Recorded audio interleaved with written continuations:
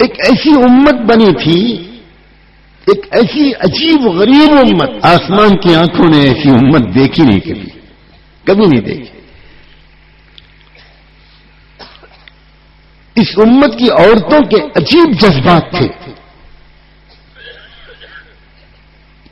اس امت کی عورتیں، ایک ایک عورت اور ایک ایک نوجوان کنواری بچی اس بات کو سمجھے ہوئے تھی کہ میں دنیا میں ناچنے گانے کے لیے نہیں آئی ہوں، میں دنیا میں عزت کا سودا کرنے کے لیے نہیں آئی ہوں، میں بازاری قسم کی لڑکی اور عورت نہیں ہوں، میں دنیا کی کروڑوں عورتوں اور بچیوں کی عزتیں بچانے کے لیے آئی۔ ہر ایک کو ایک ذمہ داری کا احساس تھا۔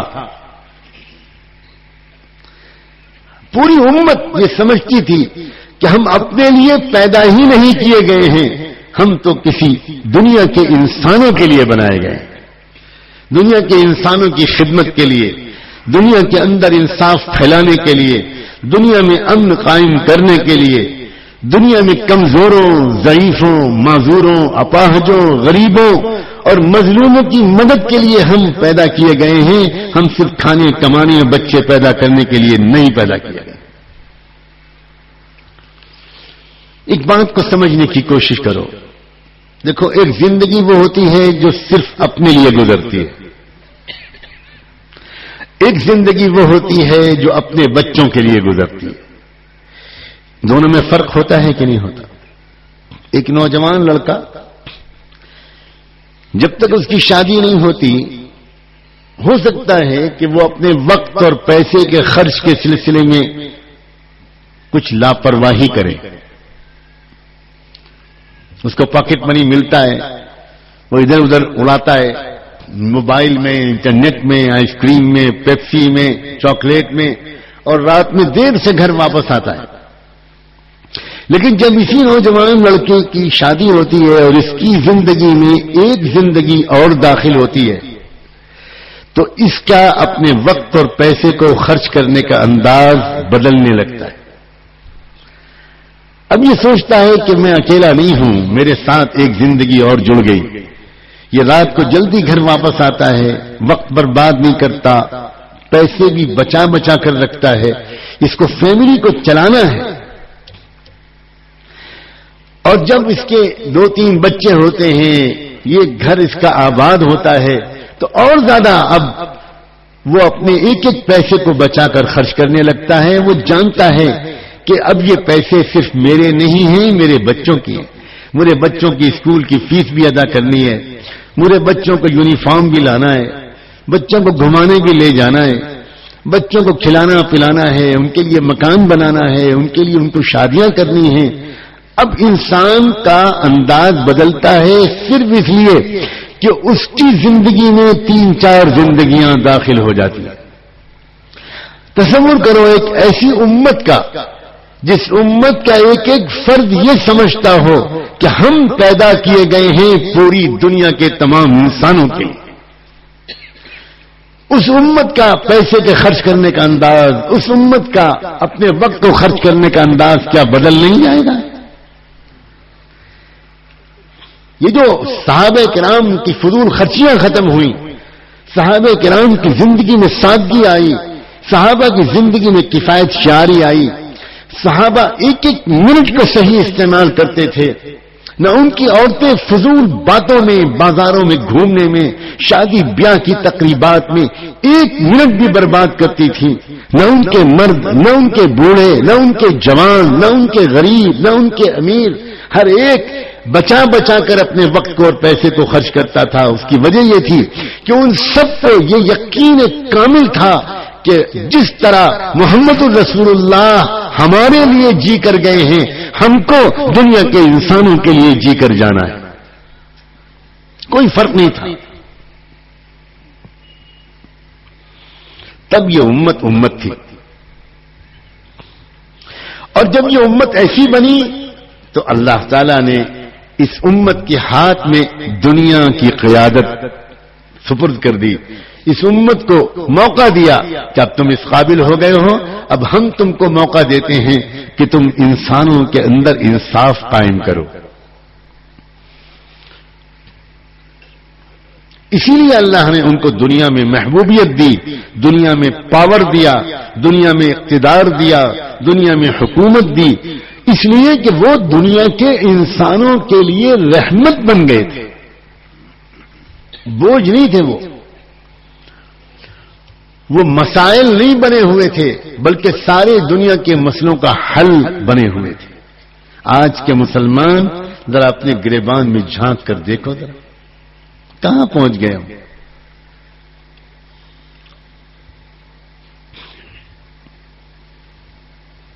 ایک بات جب تک ہماری سمجھ میں نہیں آئے گی، آج میں ذرا کھل کر کہتا ہوں، جب تک ہماری سمجھ میں ایک بات نہیں آئے گی کہ ہم صرف اپنے لیے نہیں پیدا کیے گئے ہیں، ہم پورے سماج کی خدمت کے لیے پیدا کیے گئے ہیں، ہم انسانیت کی خدمت کے لیے پیدا کیے گئے ہیں، ہم پورے ماحول کو بدل ڈالنے کے لیے پیدا کیے گئے، ہماری زندگی کا یہ مشن ہے، یہ ہمارا مقصد ہے،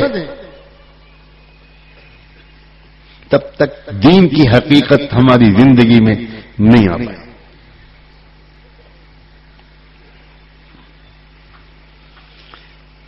جب تک مسلمان واقعی مجموعی طور پر مسلمان رہے اور امت مسلمہ مجموعی طور پر اس بات کو یاد رکھ کر زندگی گزارتی رہی، تب تک اللہ نے اس دنیا میں اس امت کو انسانیت کی خدمت کا اور امامت و قیادت کا موقع عنایت فرمایا۔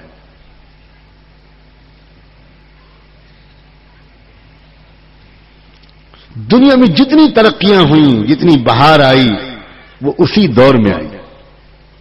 اس کی تفصیل سنانے کا یہ وقت نہیں ہے، اگر اس کی تفصیل میں چلا گیا، میں کافی وقت اس میں چلا جائے گا کہ مسلمانوں نے انسانیت کو کیا دیا، کیا ملا انسانیت کو۔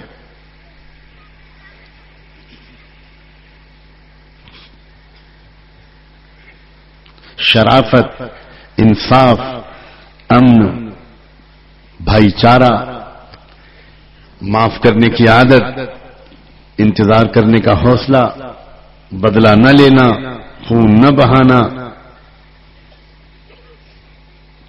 دوسروں کی خدمت کے لیے اپنی جان، مال اور وقت کو خرچ کرنا،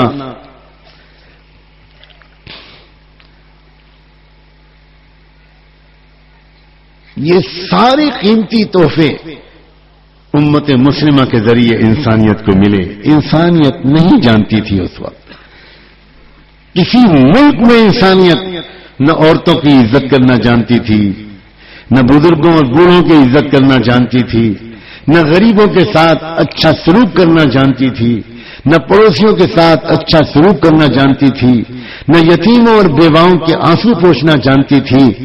رب کعبہ کی قسم، یہ سب کچھ سکھایا رحمت دو عالم صلی اللہ علیہ وآلہ وسلم نے امت کو، اور امت نے سکھایا انسانیت کو۔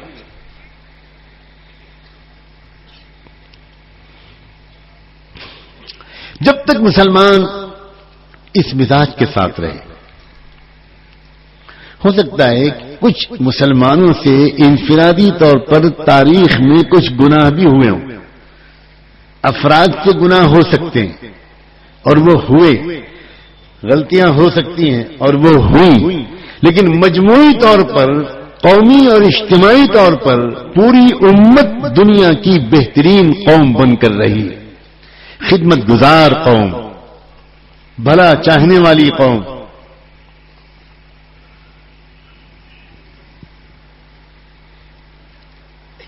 جدھر نکل گئے وہ لوگ، ادھر کے لاکھوں عوام نے دین کو قبول کیا۔ اور ایک خاص بات یاد رکھنا، یہ جو رکاوٹیں آتی تھیں جن کی وجہ سے کبھی کبھی جنگ کرنی پڑتی تھی، یہ رکاوٹیں عوام کی طرف سے نہیں آتی تھیں، یہ رکاوٹیں لوٹ کھسوٹ کرنے والی حکومتوں کی طرف سے آتی تھی۔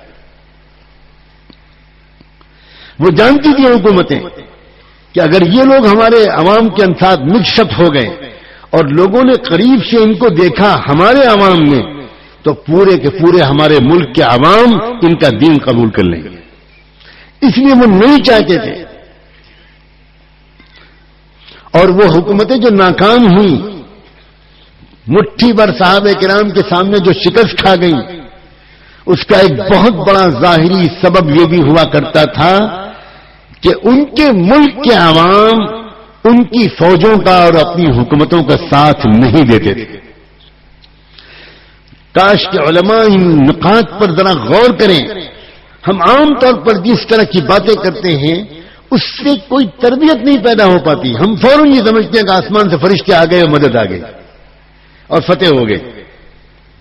یقیناً اللہ کے فیصلے کے بغیر نہ شکست ہو سکتی ہے نہ فتح، لیکن اللہ کا فیصلہ ہوتا ہے کچھ شرائط پر.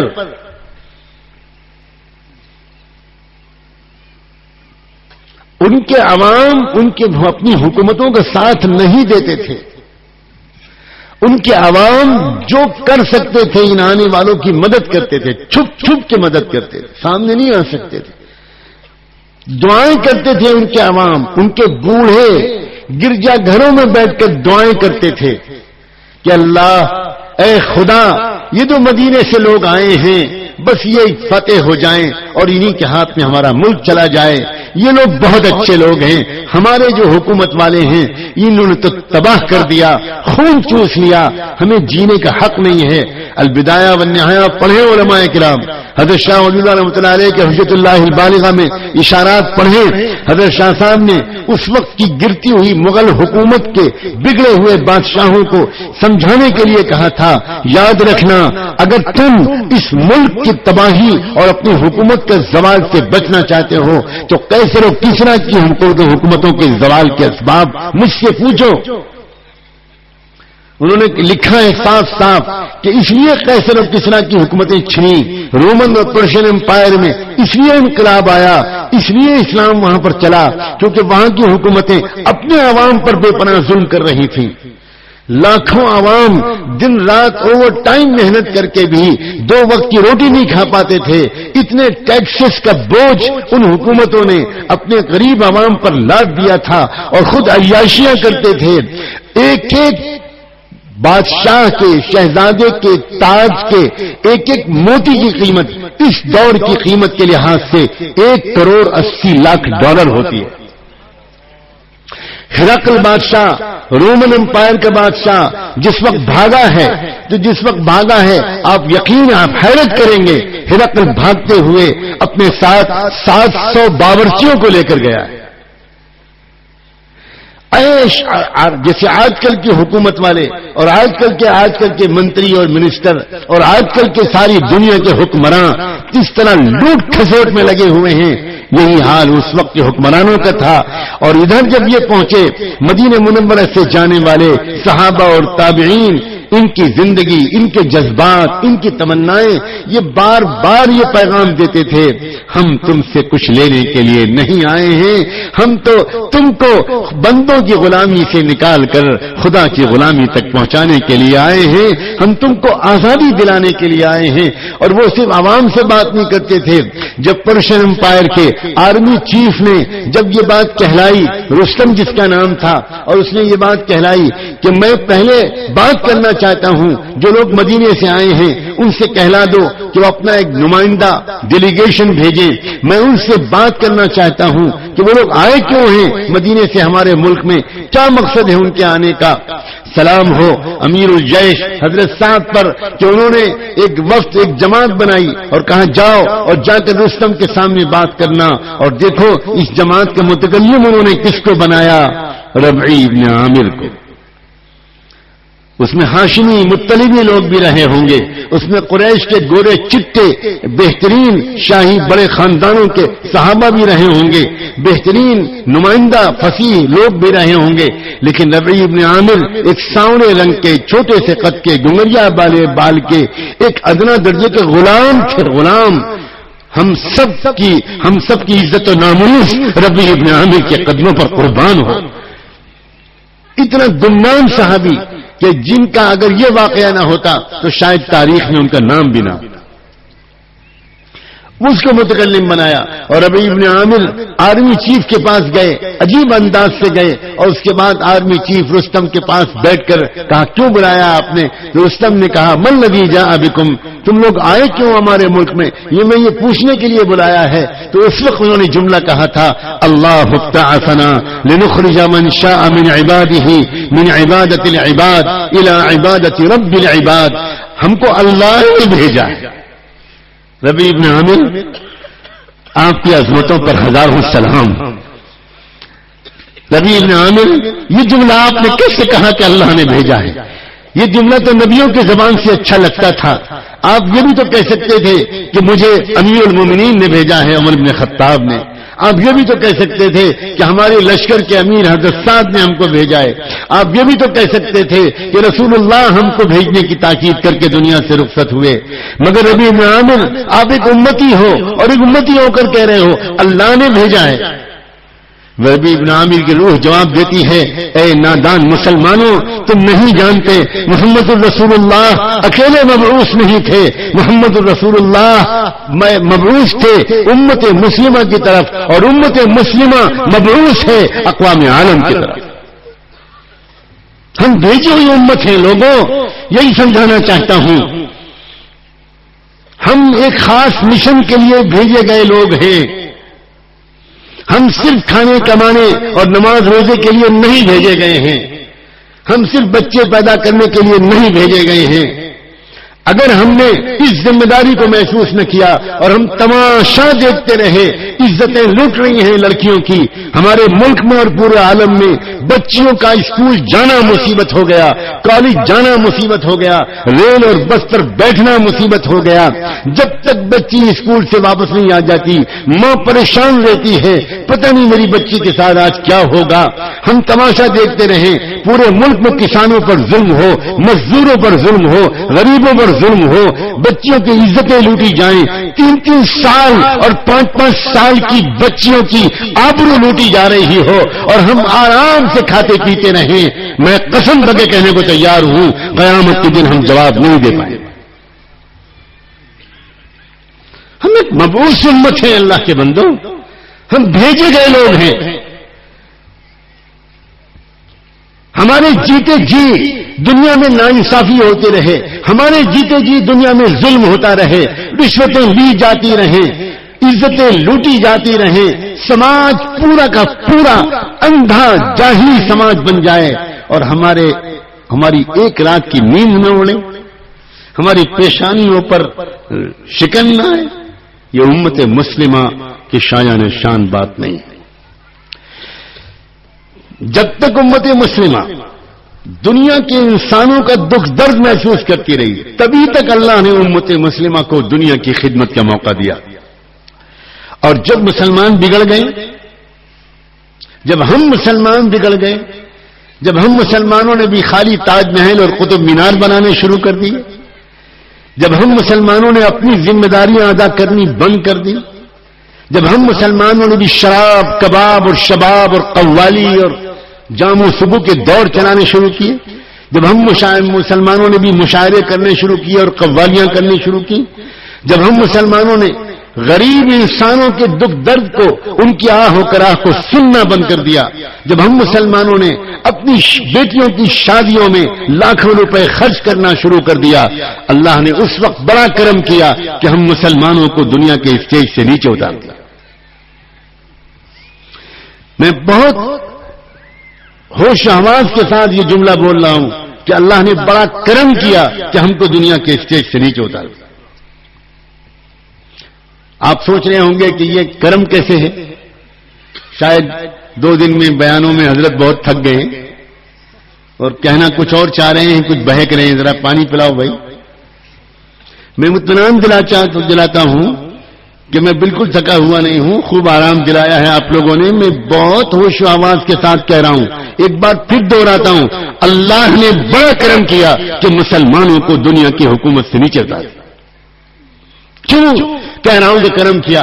اس لیے کہہ رہا ہوں کہ اللہ کو یہ تو گوارا ہے کہ میں اور آپ روئیں اور چلائیں، میں اور آپ جیلوں میں ٹھوس دیے جائیں، اور میں اور آپ پر بم دھماکے ہوں، اور میں اور آپ طرح طرح سے ستائے جائیں، لیکن اللہ کو یہ گوارا نہیں ہے کہ اس کے محبوب کا لایا ہوا دین بدنام، یہ گوارا نہیں۔ اور اللہ کا صاف اعلان ہے وَإِنْ عُدْتُمْ عُدْنَا، اللہ کا صاف اعلان ہے اگر تم واپس آؤ گے اس پرانے طریقے کی طرف تو ہم ایک مرتبہ پھر دنیا کا محبوب اور دنیا کا قائد تم کو بنائیں گے۔ ہم جانتے نہیں ہیں کہ ہم مسلمان کیا تھے، بالکل نہیں جانتے۔